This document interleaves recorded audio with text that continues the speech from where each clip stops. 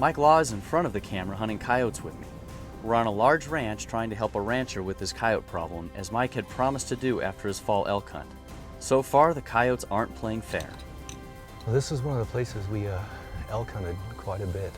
I know there's a lot of good meadows. Plenty to keep us busy. Let's hope the coyotes cooperate this afternoon. Go set the call out there about 75 yards or so. Some will come in from there, maybe even straight at it. Yeah. We would give each setup about 20 minutes. If nothing came in by then, we would pick up and move to another spot. We kept this up for the majority of the day until we came upon a spot Mike remembered as a cool piece of North American history.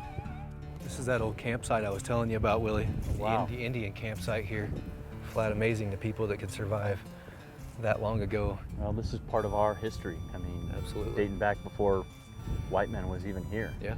These different pueblos, there's the Yakima, the Anasazi, the Zuni, and they lived here 700-800 years ago. It's unbelievable. And there's pottery shards littered all over this place. Everywhere. You just wonder how many pots throughout the years have been broken. You just see the different colors and different paints with the red and the black and white and everything. Unbelievable. The wind really picked up and made the hunting difficult. So we took some time out in the middle part of the day and learned a little more about the area's history, Indian tribes, and pottery at the Malpai Ranger Station at the Malpai National Monument. The wind kept up and we didn't have any luck for the remainder of the day. We had time for one last setup, and as we picked our spot, Mike found a mule deer shed. Would this prove to be lucky? I don't believe this. I didn't think they existed here. Well, we haven't seen any tracks or droppings, but obviously No, we haven't. one was around here at one point. Well, maybe that's a good luck charm and our luck's about to change. Let's hope so. We got time for one more set. That's awesome. All right, you cover left, I'll cover right. Sounds good. It's game time. I love this new call too, that shockwave, being able to control the directionality. The controller's so much better. We got to record our first kill on here. That's right. We decided to try distress calls on this setup, and it wasn't long until... Right there. About 75. Okay. Yep. There he is. He's going left or right. You see him? Yep. Take him. You get your shot if you get the shot. He's just coming out of the tall stuff right now. Woo! Woo! Take him when you can. Woo!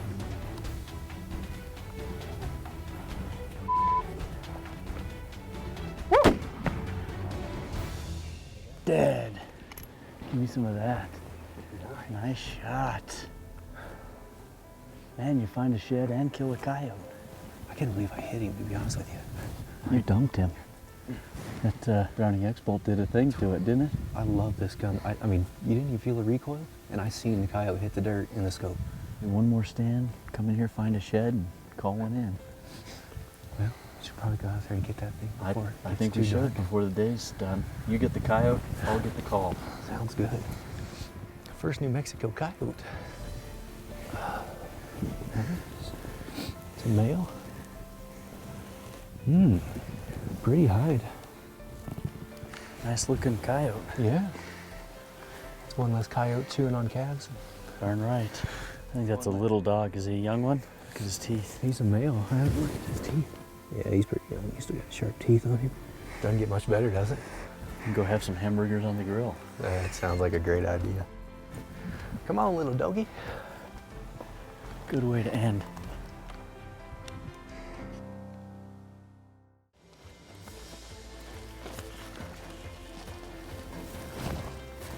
Nice morning. Beautiful. Let's hope the wind sort of stays at bay today too. Yeah. You can see those elk down there. They're pretty light colored. That may be a bachelor group. Yeah. Okay, here we go, boys. Dying Jack.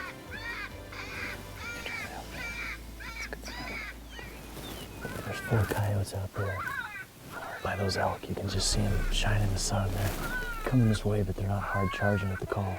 Below those elk, I can see. So they may come up this draw if we give it enough time. Keep your eyes peeled. We're a little bit tight right here if they pop up close, but they could be on top of us real quick. Yeah. Now they're running. Yeah, they're moving good too. You see anything behind them at all? I don't see any coyotes or any trucks or anything, but something's spooking them. There's a lot of elk, man. I'll throw the calf distress call on and maybe that'll, if the coyotes are hunting for elk. Not a bad thought. Oh, boy, it's bringing those cows in. Look at that. Yeah, you're right. Charging. She's gonna come right to the fence line. Turn this down. Here comes some more. Oh, yeah. Can you hear her? She's talking to you. Yeah. Where are you?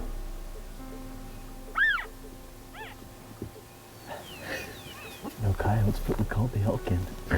You know, a lot of people don't do that when they're elk hunting. You'd think it'd be a different time of year, but if you do the calf distress, those cows, their motherly instinct's gonna wanna come in. If it happens to be a hot cow, that bull's gonna follow. So, I mean, it's just an additional call to throw in. Higher pitched, real distressful. Sometimes you can kill your bull that way. Right. Thought that was gonna be the ticket when they all started coming. If the coyotes were somewhere nearby. 4 of them running. We threw everything but the kitchen sink at them. They're crafty. Yeah, you always hear from farmers how many they've got, and you think it's going to be an easy deal. And Wiley coyote. That's right. Well, I think the gig's up here. Let's, while we got the weather the way we do without the winds, let's try to make tracks and go do another couple setups. For sure. Gotta capitalize on this no-win scenario. Well, it's nice having you in front of the camera and actually us hunting together instead of you filming the whole time. I consider myself a hunter, but I think I'm more of a cameraman most of the year than actually hunting. Well, when Mike presented this opportunity to you and you invited me along, I mean, it's just kind of a fun deal because you and Mike have hunted together for a lot of years. Yeah, we've hunted a lot. You know, we do more filming than anything throughout the year, Right. but when we can get together and go on a coyote call or calling a fox, that's something new that extends our season. I would assume they come up this arroyo, okay, or come up where we can see him and get a shot. Okay. I'm going to set the call up on those sagebrushes. Just get set up. We decided to start with some coyote vocalization calls for a few minutes. Earlier, we'd done primarily distress calls. It's a guessing game on what calls to try, but we decided to mix it up a bit. Right here to the left. Coming across left to right. You want it? Got it. I'm gonna take it. Got it.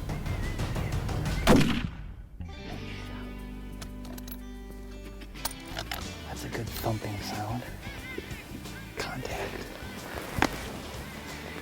That's how you like when they come in, just kind of curious, not hard charging, running.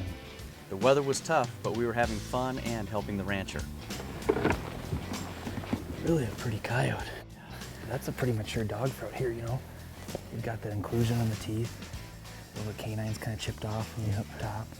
Well, we got all day ahead of us. Let's go get some more. Oh, what a good start, though. It's a great start.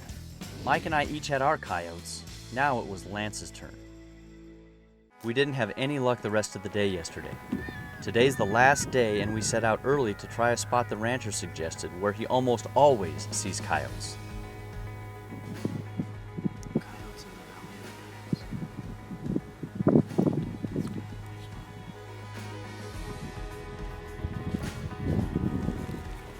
Even though the rancher said this place is overrun with coyotes, we're proving it. Doesn't mean every set you're gonna call a coyote and you may not even see one. We know there's coyotes here. We're seeing sign, there's tracks, there's scat in the road, but you got to be on their schedule, and the more stands you do and put the time in, it's a numbers game. You know, if you can get 15 stands in a day, that's a lot of stands. And this wind isn't helping anything. I mean, I don't think the sound's carrying like we need it to. It's tough. So pick it up and go try another one. To increase your odds of calling in coyotes, you need to do a lot of setups. We typically don't call longer than 20 minutes per setup. By then, if coyotes hear your call, they've either come in or decided not to. Each setup should also be far enough away from the last one so you're calling to new animals. Such a good looking spot. We had a lot of good-looking setups, but it ended up being a long day with lots of setups and no encounters. Until...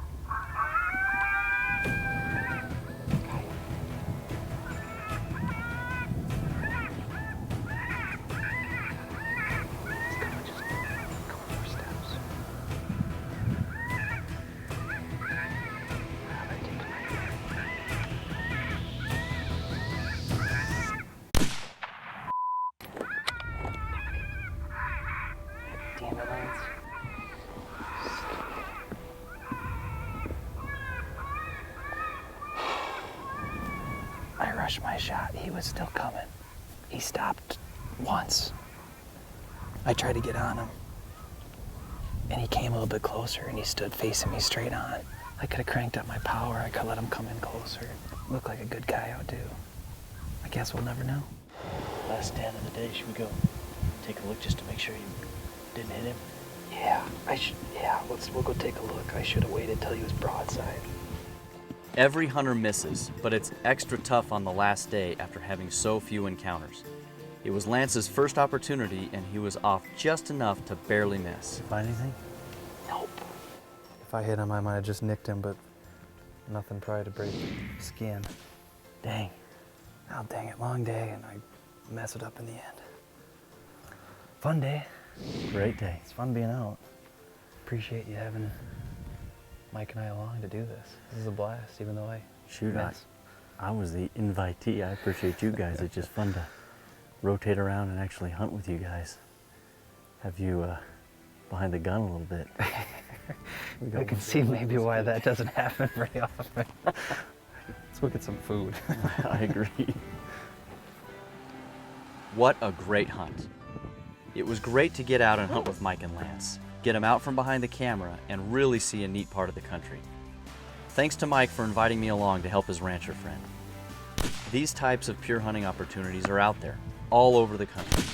Asking a rancher for permission to help with predator control will usually grant you access, extend your hunting season, and who knows, maybe even develop into other pure hunting opportunities.